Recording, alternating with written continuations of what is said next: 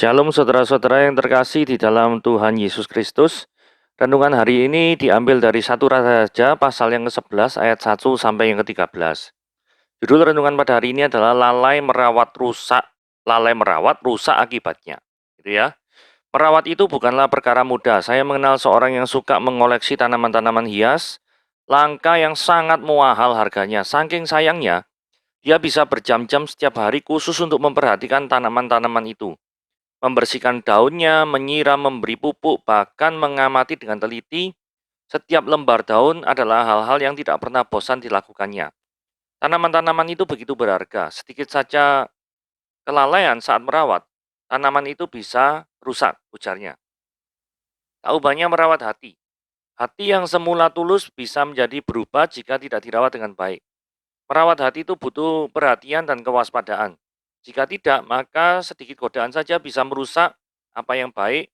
Salomo memulai perjalanan imannya dengan baik.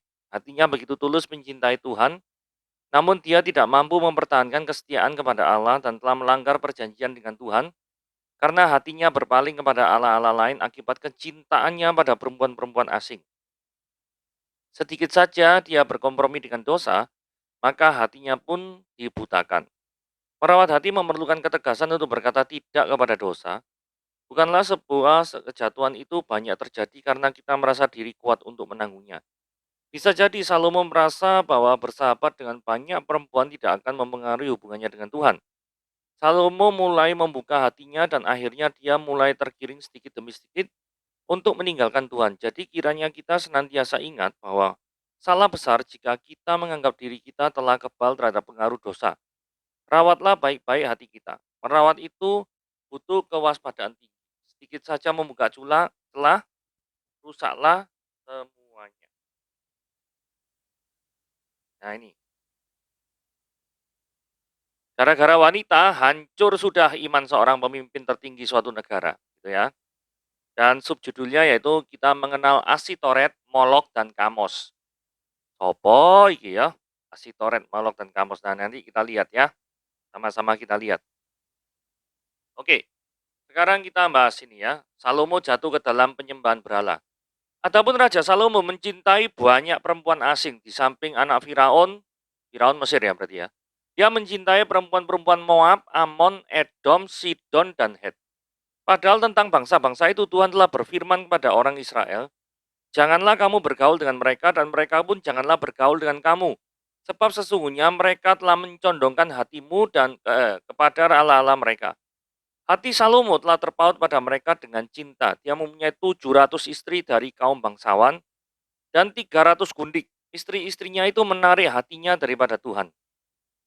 Sebab pada waktu Salomo sudah tua, istri-istrinya itu mencondongkan hatinya kepada Allah-Allah lain. Sehingga dia tidak akan sepenuh hati berpaut kepada Tuhan Allahnya. Seperti Daud ayahnya. Demikian Salomo mengikuti Asitoret, dewi orang Sidon, dan mengikuti Milkom, dewa kejijikan sesembahan orang Amon. Dan Salomo melakukan apa yang jahat di mata Tuhan dan ia tidak dengan sepenuh hati mengikut Tuhan seperti Daud ayahnya.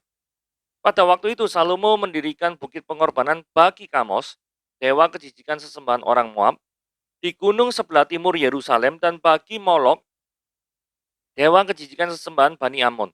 Demikian juga dilakukan bagi semua istrinya, orang-orang asing itu yang mempersembahkan korban ukupan dan korban sembelihan kepada Allah-Allah mereka. Sebab itu Tuhan menunjukkan murkanya kepada Salomo, sebab hatinya telah menyimpang daripada Tuhan Allah Israel, yang telah 2 kali menampakkan diri kepadanya. Dan yang telah memerintahkan kepadanya dalam hal ini, supaya jangan mengikuti Allah-Allah lain, akan tetapi dia tidak berpegang pada yang diperintahkan Tuhan. Lalu berfirmanlah Tuhan kepada Salomo, oleh karena begitu kelakuanmu, yakni engkau tidak berpegang pada perjanjian dan segala ketetapanku yang telah kuperintahkan kepadamu, maka sesungguhnya aku akan mengoyakkan kerajaan itu daripadamu dan akan memberikannya pada hambamu. Hanya pada waktu hidupmu ini aku belum mau melakukannya oleh karena Daud ayahmu, dari tangan anak mula aku akan mengoyakkannya. Namun demikian kerajaan itu tidak seluruhnya akan kukoyakkan daripadanya. Satu suku akan kuberikan kepada anakmu oleh karena hambaku Daud dan oleh karena Yerusalem yang telah kupilih. Nah, Sekarang ayat pertama dikatakan ya, Raja Salomo tuh mencintai banyak perempuan asing. Nah, kalau kita lihat kerajaan Israel tuh yang ini ya, yang ijo-ijo nih ya. Ibu kotanya kan Kingdom of Judah. Ini Yerusalem pasti ya. Sebelumnya ada di Hebron gitu ya. Kemudian ini kerajaan Israel utara, ini selatan ya. Nah, perempuan-perempuan Moab. Moab itu di mana? Moab itu ada di sini. Nah, di sini tuh kalau sekarang yaitu negaranya Yordania. Kemudian juga di Ammon. Ammon ini di atas ini ya, masih masuk Yordan ya. Oke. Kemudian di Edom. Edom ini kalau ini semenanjung Sinai berarti ini perbatasan antara Mesir dengan Israel dengan Yordania. Kingdom of Edom, keturunannya Esau, gitu ya. Sidon itu ada di utara. Ini adalah Libanon karena dekat dengan Beirut, ya. Kemudian Het. Het itu ada di mana? Nah, Het itu nggak kelihatan di peta ini ya. Het itu ada di bawah sini ya, Hitis. Yaitu terletak di, kalau kita lurus ini ya, ini kan Laut Mati. Laut Mati itu ada tonjolannya segini, Hitis itu lurusannya dengan tonjolan ini. Nah, ini juga ada tonjolan, lurusannya seperti ini, berarti Kingdom of Judah, jadi Hitis itu masuk daripada wilayah Kingdom of Yehuda. Jadi dekat dengan Beersheba dan Hebron. Gitu ya. Jadi itu adalah perempuan-perempuan Moab, Ammon, Edom, Sidon, Het sudah kita jelaskan secara geografis seperti itu. Supaya kita tahu semua.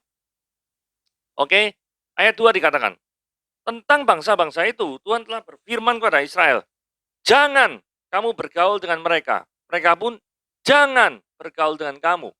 Pertanyaannya, kenapa aku tidak boleh bergaul dengan mereka? Karena mereka telah mencondongkan hatimu kepada Allah-Allah mereka. Jadi concernnya Tuhan itu adalah jangan sampai pribadi yang diutamakan dalam hidupmu itu bukan Yehova, bukan Allah Israel. Kalau sampai pribadi yang ditinggikan dalam hidupmu adalah bukan Yehova, maka yang terjadi adalah segala hukuman Tuhan akan menimpa kehidupanmu. Permasalahannya seperti yang di garis yang berwarna hijau, hati Salomo telah terpaut kepada mereka. Mereka itu maksudnya wanita-wanita asing itu ya, dengan cinta. Saudara, dari ayat 2 ini adalah sudah berapa kali Tuhan peringatkan sesuatu dalam hidup kita, tetapi kita tetap mengabaikannya. Jadi contoh misalkan ya, ada orang yang ya kalau yang contoh yang berkaitan dekat dengan ini, ada seorang pasangan yang berhubungan, menjalin hubungan lah ya, itu dengan orang yang tidak mengenal Tuhan atau yang tidak seiman. Jelas-jelas firman Tuhan mengatakan jangan. Yang terjadi dia terus. Nah, ini persis seperti Salomo. Apakah Anda itu mencintai Tuhan dengan sungguh-sungguh? Apakah Tuhan tidak sanggup menyediakan seorang pria atau wanita yang lebih baik daripada apa yang engkau lihat sekarang? Memang kata orang yang sedang jatuh cinta, oh kamu tidak ngerti, ya tiada duanya di dunia ini. Emangnya kamu sudah tahu seluruh pria dan seluruh wanita di dunia ini? Enggak juga bukan? Jadi nggak bisa ngomong kayak gitu. Benar nggak? Jadi ketidaktahuan kita jangan dijadikan alasan. Terus kemudian kita bersikap masa bodoh. Ya pokoknya menurut saya ini terbaik. Tuhan itu lebih tahu daripada engkau. Jadi harus penuh dengan rendah hati.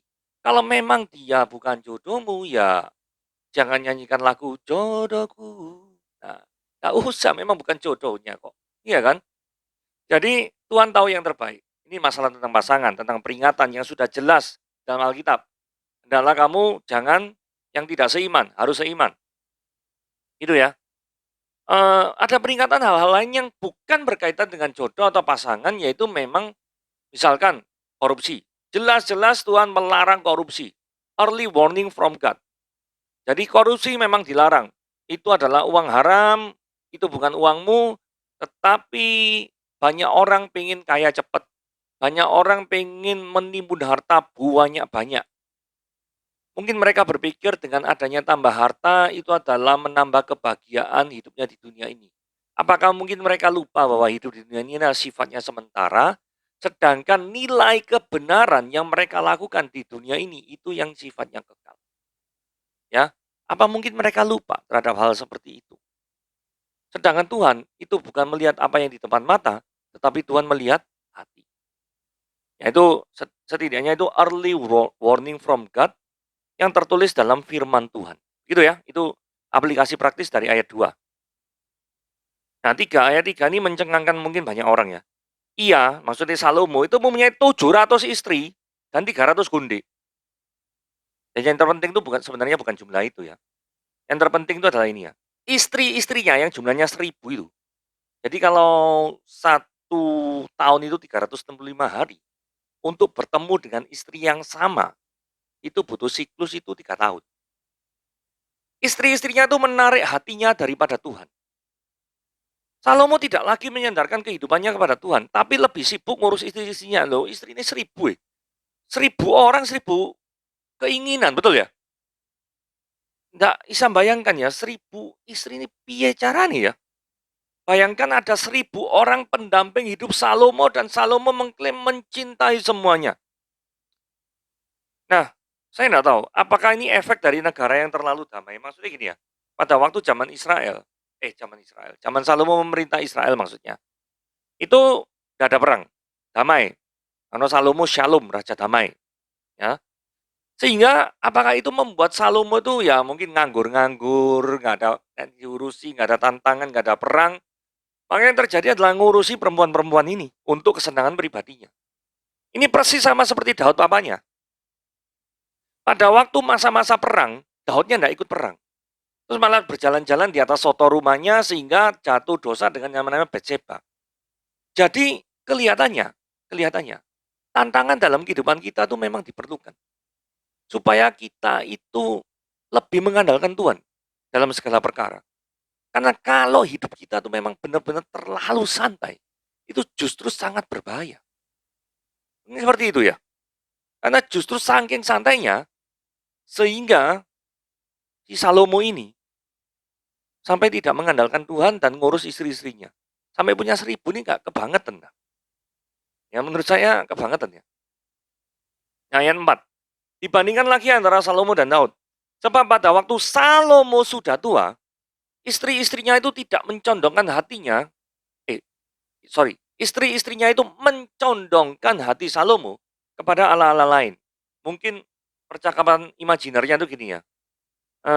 Kakang Salomo atau Koko Salomo sayang sama aku enggak? Oh sayang, oke. Kalau sayang tolong dong dibangunkan bukit-bukit pengorbanan. Oh gitu. Kalau enggak dibangunkan bukit-bukit pengorbanan enggak sayang nanti. Mungkin rayuan-rayuan gombalnya kayak gitu ya. Jadi akibat kena rayuan seperti itu, ya toh, kalimat manja-manja model kayak gitu, ya toh. Akibatnya Salomo itu membangun bukit-bukit pengorbanan untuk dewa-dewanya. Nanti kita lihat pada ayat selanjutnya ya. Terus dikatakan Daud itu tidak seperti itu pada masa tuanya. Saudara, mari kita lihat 1 Raja 1 pasal 1-4. Ya, pasal 1 ayat 1 sampai 4. Raja Daud telah tua. Nah, sama ya. Ayat 4 juga dikatakan Raja Salomo sudah tua. Ini sama-sama tuanya. Terus biarpun dia diselimuti badannya tetap dingin. Atau mungkin Daud ini lagi demam atau gimana. Yang penting bukan COVID ya toh, karena saat itu COVID belum ada.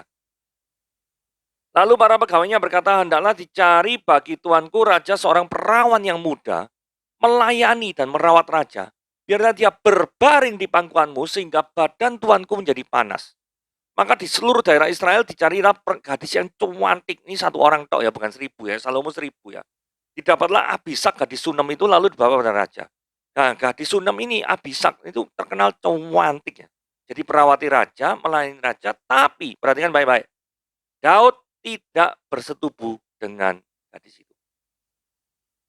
Artinya, kenikmatan seksual bukan menjadi prioritas Daud pada masa tuanya. Tapi Salomo tetap menjadi prioritas. Itu bedanya. Oke, sekarang kita pada subjudul ya. Asitoret. Tadi kan subjudul kan ngomong ya. Siapakah, ini ya subjudulnya ya. Mengenal Asitoret, Molok, dan Kamos. Oke. Sekarang kita lihat Asitoret. Asitoret ini siapa sih? Asitoret itu tulisan Ibraninya seperti ini ya, pakai ayin, sin, res, ya toh, Ashitoret.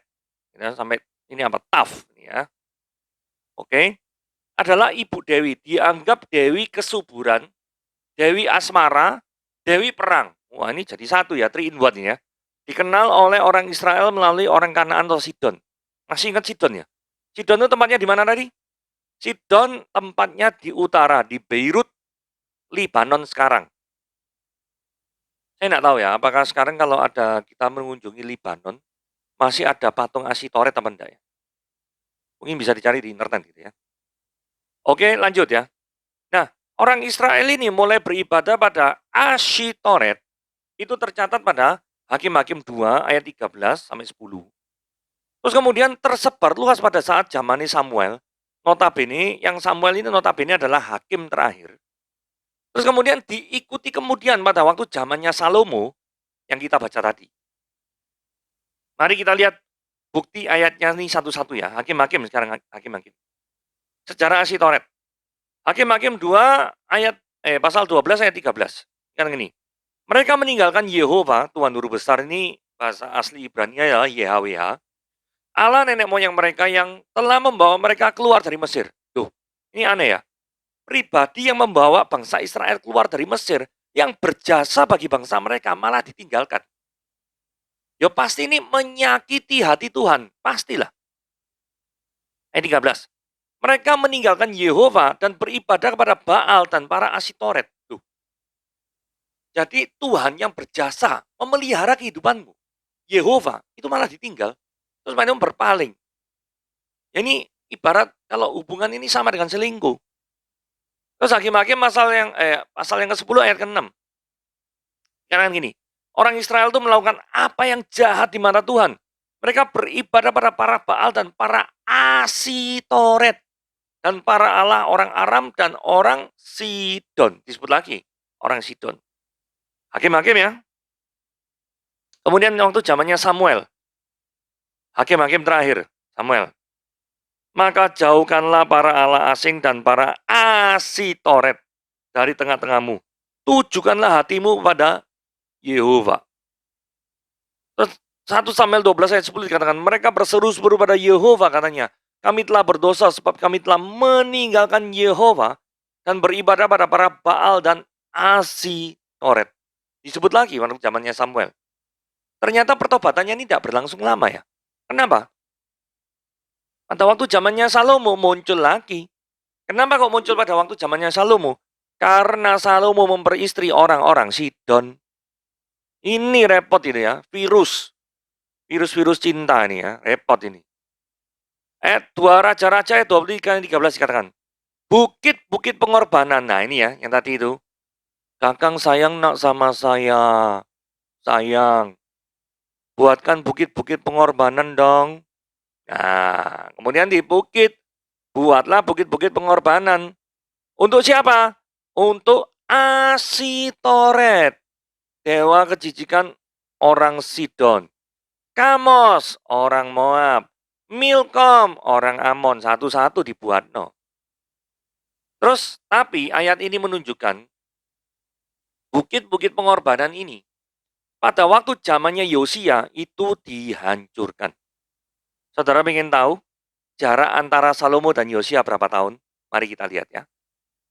Saudara, kalau kita lihat pelajaran sejarah, Israel itu setelah Salomo itu pecah menjadi 2. Yaitu Israel Utara ada 10 suku, dan ada Raja Yehuda, Israel Selatan cuma 2 suku saja. Nah, anaknya Salomo ini Rehabeam di sini tahun 900. Berarti kurang lebih Salomo juga tahun 900 ya, logikanya kan seperti itu. Yosia itu tahun 600. Jadi artinya keberdosaan daripada Salomo itu memberikan efek selama 300 tahun. Barusan pada waktu zamannya Yosia itu dihancurkan semuanya. Dahsyat bukan? 300 tahun, 3 abad. Bukit-bukit pengorbanan yang didirikan gara-gara permintaan para wanita-wanita asing itu, karena mereka tidak mau beribadah pada Yahweh, tapi lebih memilih untuk beribadah kepada Toret. Itu yang terjadi. Asitoret itu seperti apa sih? Nah, kalau di internet modelnya seperti ini ya.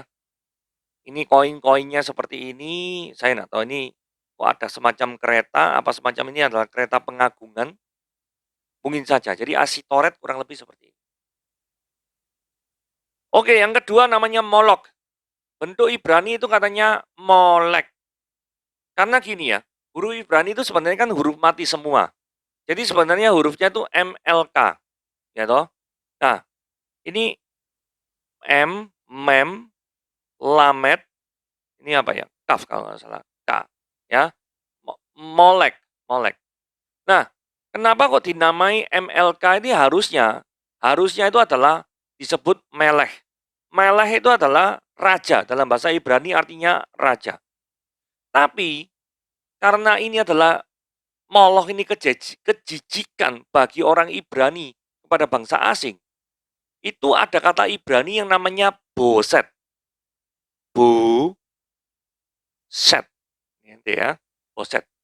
Itu artinya itu memalukan. Sehingga penggabungan MLK dengan boset, O sama E-nya huruf hidupnya diambil.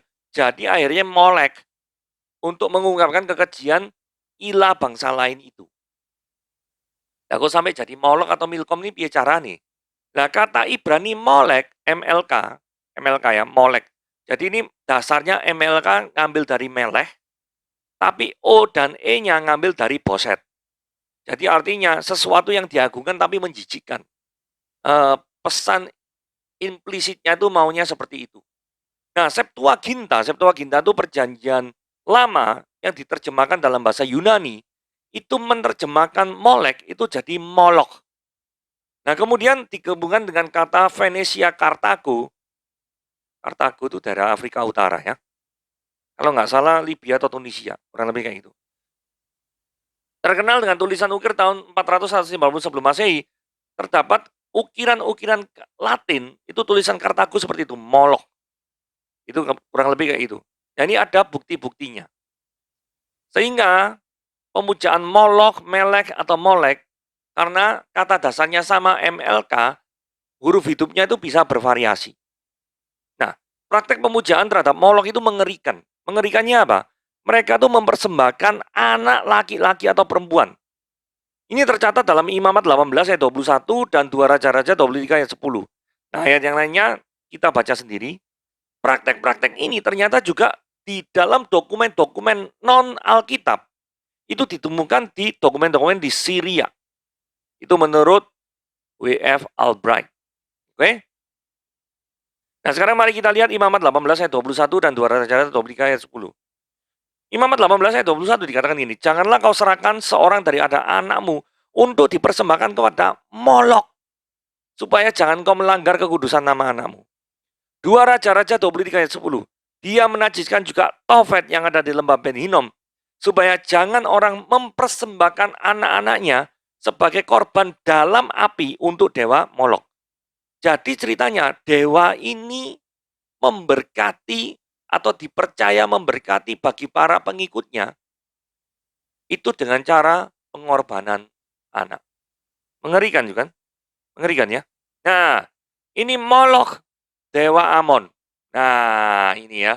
Gambarnya kurang lebih seperti ini. Oke? Mungkin ada orang yang bertanya, loh, kok mirip konsep Kristen ya? Kristen kan juga Allah Bapa mengorbankan anaknya yang tunggal Yesus Kristus. Itu lain, bos. Gini, kalau kekristenan, Yesus memang berkorban untuk menebus daripada keberdosaan kita. Itu pengorbanannya atas inisiatif Allah dan bukan untuk keuntungan manusia. Bukan. Maksudnya keuntungan manusia itu menyenangkan hawa nafsu. Bukan. Karena kalau sesembahan daripada ini mempersembahkan anak dibakar, tujuannya itu apa? Supaya misalkan, supaya tanahku subur, supaya hidup keluarganya diberkati, dijauhkan dari penyakit. Semuanya ditujukan untuk siapa? Untuk diri sendiri. Tetapi kalau pengorbanan Kristus, itu adalah pengorbanan untuk menebus dosa orang-orang yang tidak memberikan kontribusi apapun terhadap kerajaan Tuhan. Malah kontribusi satu-satunya yang bisa dilakukan oleh orang berdosa adalah apa? ya dosanya itu sendiri. Jadi ini beda ya, jangan sampai menyamakan. Karena orang yang pandai itu adalah orang yang bisa membedakan. Jangan sampai karena ada sang sama, kemudian kita seperti orang yang tidak bisa membedakan. Wah ya sama itu, ajaran Kristen itu sama seperti Molok, Dewa Amon, ngawur aja. Itu sama saja orang mengatakan gini, semua mobil rodanya 4. Oh iya, berarti semua mobil sama saja. Oh, ini ngawur. Ya, semua mobil ada kelasnya, Bos. Ya kan? Misalkan, kelas Ayla Agia. Beda dong dengan kelas Pajero. Bener nggak? Atau beda dong dengan kelas Alphard. Loh, rodanya semua mobil sama. Kan rodanya ada 4. Nah, kalau ada orang yang ngomong kayak gini, bener. Rodanya ada 4. Alphard rodanya 4, bener. Agia rodanya 4, bener juga. Tetapi orang yang ngerti mobil pasti tidak ngomong Agia dan Alfa sama gara-gara hanya sama rodanya 4. Betul ya? Oke. Sama juga demikian. Orang yang mengenal kekristenan dan orang yang tahu tentang Molok, Dewa Amon, tidak mungkin ngomong, oh ya ini sama-sama mengorbankan anak. Tapi jelas ajarannya kan beda. Bukan karena ada unsur yang sama, di Gebiah Uya semuanya sama. Begitu ya, cara menafsirkan Alkitab seperti itu. Oke, kita lanjut. Ayat 6, 7, 8. Ini kegilaan Salomo ya. Salomo itu melakukan apa yang jahat di mata Tuhan. Kenapa? Dia tuh tidak sepenuh hati mengikut Tuhan. Kok tahu? Tidak sepenuh hati mengikut Tuhan. Kalau orang mengikut Tuhan sepenuh hati, dia tuh pasti ngomong sama istrinya, kamu boleh jadi istriku, tetapi aku tidak mau membangun dewa, bukit-bukit pengorbanan bagi dewa-dewamu. Molok lah, Kamos lah, satu ini siapa? Asitoret lah, tidak mau. Tetapi ayat 7 jelas-jelas kata, Salomo mendirikan bukit pengorbanan bagi Kamos, orang Moab, kemudian di sebelah timur Yerusalem bagi Moloch, dewa kejijikan dari Bani Amon. Tuh, ini didirikan loh sama Salomo. Jadi Salomo ini gila ya. Dia juga yang mendirikan bait Allah, tangan yang sama juga memerintahkan untuk mendirikan bukit-bukit pengorbanan. Demikian juga dilakukan bagi semua istrinya, orang-orang asing itu. Berarti lebih dari ini, mungkin yang paling besar adalah Kamos, Molok, dan Asitoret. Tapi dikatakan sini, dilakukan bagi semua istrinya. Mempersembahkan korban ukupan, korban sembelihan kepada Allah-Allah mereka. Jadi dugaan saya, ini banyak sekali dewa-dewanya termasuk di luar daripada Moloch, Kamos, dan Asitoret. Ini semuanya dibangunkan bukit pengorbanan. Saudara, dia punya uang, dia kaya. Tetapi dia menggunakan uang dan kekayaannya bukan untuk Tuhan, tetapi untuk menyenangkan istri-istrinya. Pertanyaannya, aplikasi praktis. Apakah selama ini saudara-saudara menggunakan uang Anda itu untuk apa? Apakah untuk kesenangan pribadimu? Ataukah untuk kesenangan-kesenangan daripada memuliakan nama Tuhan? Maksudnya kesenangan Tuhan. Karena kalau Anda seperti Salomo, Tuhan sudah berkati loh. Mungkin Anda di masa pandemi ini Tuhan masih berkati dengan berkat melimpah. Masih tetap bertahan di tengah kondisi pandemi yang menyulitkan banyak orang ini. Puji Tuhan tetap bertahan. Tetap bertahan. Tetapi, apakah Anda mengucap syukur kepada Tuhan dengan cara yang benar? Ataukah malah Anda mengucap syukur dengan cara yang salah? Maksudnya apa cara mengucap syukur dengan yang salah itu? Ya tidak mempersembahkan berkat-berkat yang Tuhan kasih kepada Anda. Apapun itu, entah waktu, entah tenaga, kesehatan, atau bahkan uang, itu untuk for the glory for our God. Pikirkanlah baik-baik tentang itu. Kamos, dewa Moab. Tadi belum bahas Kamos ya. Karena dia ada 3, Asitoret, Moloch, Molek, atau Milkom. Kemudian yang ketiga Kamos. Kamos atau Kemos adalah dewa utama orang Moab. Beberapa pakar menganggap dewa ini sama dengan Baal Peor. Karena Baal Peor itu dikaitkan dengan Moab. Setidaknya pada masa kesulitan yang ekstrim, kan misalkan tanah tandus. Karena kan dulu mengandalkan kehidupan itu dari kesuburan tanah. Kalau misalkan tidak turun hujan atau gimana gitu ya, pasti akan hasil tanahnya tidak berbuah dan itu akan pasti mempengaruhi hajat hidup orang banyak. Jika memang ada kesulitan ekstrim, maka yang terjadi anak-anak itu dipersembahkan sebagai korban kepada Kamos untuk memohon supaya Kamos ini memberikan semacam kayak berkat atau blessing. Nah, menariknya Kamos ini modelnya seperti ini ya. Prasastinya modelnya seperti ini. Nah, di luar dari naskah-naskah Alkitab, ada bukti-bukti penggalian itu yang dinamakan prasasti Mesa. Dari Moab tahun 840 sebelum Masehi, ada mencatat pemberontakan Moab terhadap Israel dan ada nama YHWH tercantum di sini dan juga nama Daud. Nah, adanya bukti-bukti di luar Alkitab yang mencatat nama Yehova dan nama Daud itu menunjukkan bahwa bukti-bukti eksternal di luar Alkitab itu mengkoroborit, jadi meneguhkan daripada apa yang tercatat di dalam Alkitab. Oke? Itu adalah Dewa Kamos modelnya seperti ini. Jadi kita sudah tahu ya, kalau Asitoret perempuan. Kalau Kamos, ini kelihatan ini laki ya, ada janggutnya gini kok ya. Laki. Kemudian kalau yang tadi itu apa? Moloch itu kepalanya binatang. Ini ya. Atau kepala apa nih? Kepala kuda atau kepala kambing. Ya, kurang lebih kayak gitu. Oke, kemudian yang terakhir, hukuman Tuhan atas Salomo. Lalu berfirmanlah Tuhan kepada Salomo, oleh karena begitu kelakuanmu, maksudnya Salomo ini sudah diperingati berkali-kali tapi beling ya, nampeng. Ya, aku akan mengoyakkan kerajaan itu daripadamu dan memberikan kepada hambamu. Nah, penggenapan daripada ayat 11 itu kalau kita lihat tadi, ini ya. Nah, kerajaan Israel kan terkoyak. Hambanya itu adalah Yerobeam. Dan Yerobeam ini akan mendapatkan 10 suku, keturunannya Salomo cuma 2 suku tok. Nah, silsilannya seperti ini ya. Raja terakhir ini Pekahia, terus kemudian yang ini 600 kayak gini ya, Yosia dan lain sebagainya. Nanti ada yang Yoyakim ya, tapi nggak tercapture di sini. Dan yang terakhir kalau nggak salah namanya Sedekia. Oke, tapi nggak tercapture karena tabel ini untuk memperlihatkan sejauh mana antara Rehabeam dan Yosia seperti tadi. Ya, nanti kerajaan utara akan dikalahkan oleh Assyria, sedangkan kerajaan yang selatan dikalahkan oleh Nebukadnezar dari Raja Babel.